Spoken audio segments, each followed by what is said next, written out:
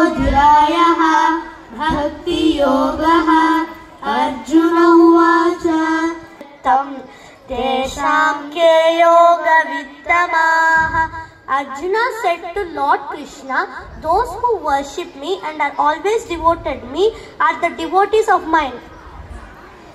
అర్జునుడు అంటున్నాడు ఇలా, ఎల్లప్పుడూ మనసు నీ మీద నిలిపి నిన్ను భజించే భక్తులు ఉత్తములా, లేక ఇంద్రియాలకు గోచరించిన ఆత్మస్వరూపాలను ఆరాధించేటటువంటి వారు ఉత్తములా?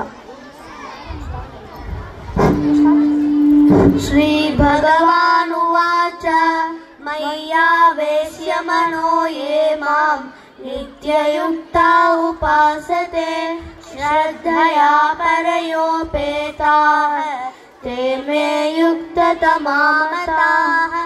Those who worship me and are always devoted to me with unwavering focus, I consider them to be the best of yogis. ఎవరైతే తమరి మనస్సును ఎల్లప్పుడూ నా మీద నిలిపి నిన్ను భజిస్తారో వారినే ఉత్తమ యోగులు అని నా ఉద్దేశము. ఏతక్షరమనిర్దేశ్యం అవ్యక్తం పర్యుపాసతే సర్వత్ర గమచింత్యం చ కూటస్థమచలం ధ్రువం. Those who worship the formless aspect of the absolute truth, the imperishable, the indefinable, the unmanifest, the all-pervading, the unthinkable, unchanging, eternal and fixed. అయితే ఎవరైతే వారి జ్ఞానేంద్రియాలను అదుపులో ఉంచుకోగలుగుతారో, ఎవరైతే అందరి శ్రేయస్సును కోరుకుంటారో మరియు ఎవరైతే అందరినీ సమానత్వంతో చూస్తారో వారినే యోగులు అని అంటారు. వారు బుద్ధులకు అతీతులు.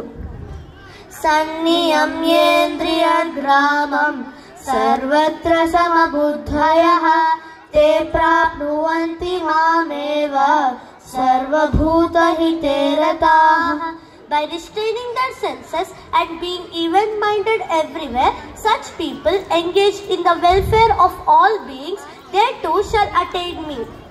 నిత్యుడును నిరాకారుడును మరియు నాశరహితుడైన శ్రీ సచ్చిదానంద గణపరబ్రహ్మయందే భక్తితో భజించుచు నిరంతరము ఏకీభావస్థితులై ధ్యానించుచు ఆ పరబ్రహ్మమునే పొందురు.